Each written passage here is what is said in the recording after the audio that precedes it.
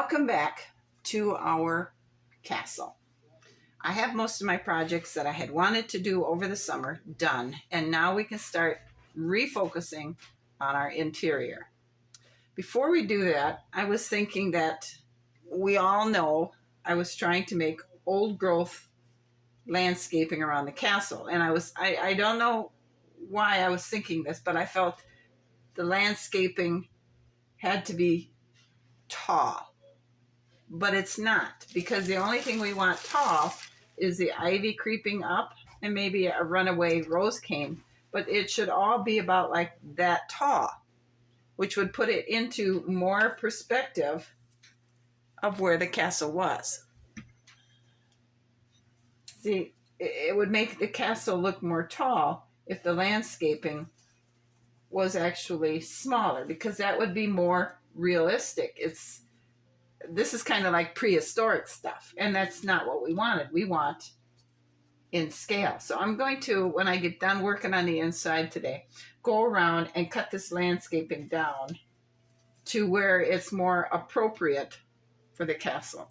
And if I wreck it, well, then I'll just rip it all off and we'll figure something else out. But anyway, I have went ahead and I measured 6 inches from the floor back here and 2 inches across, and I made a 2 by 6 inch door, which would be a 2 foot by 6 foot wide door for the firewood room.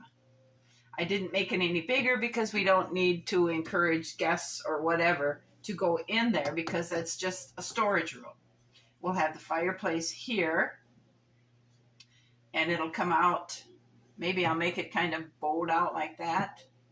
Anyway, I drew a line 9 3/4 inches all the way around, because this is where the second floor starts. So what we're going to do is we're going to start on the first floor, and we'll get this mudded in, and we'll get working on the chimney or the fireplace and the chimneys, and get it all, this part done, because once we have, if we were to start at the top and we have the second floor in and the walkways in, there's no way we could work on the rest of this and get it mudded without messing everything up. So we're going to start at the bottom floor, and then we'll work up to the top floor and then to the ceiling. I have finished the inside of this tower, and I got this part mudded.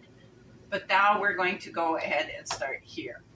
So that's our thought process, and that's where we're going to be working on, and I hope you follow along. It's going to be a slow process, so that's where we're at for now.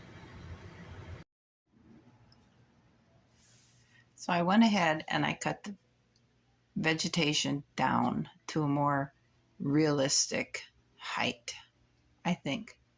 So this is what the entrance looks like now with improved vegetation height. Let me show you the rest of the castle.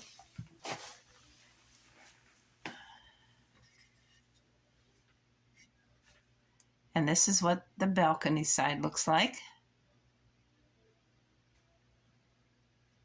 I think it's much better. And this is the entrance side.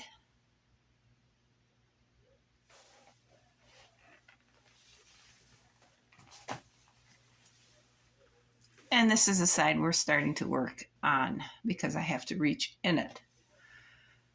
That's pretty much all I got done for today. I did get the fireplace form cut out. The glue is drying, and tomorrow I believe we'll come down and we'll start putting rocks on the fireplace.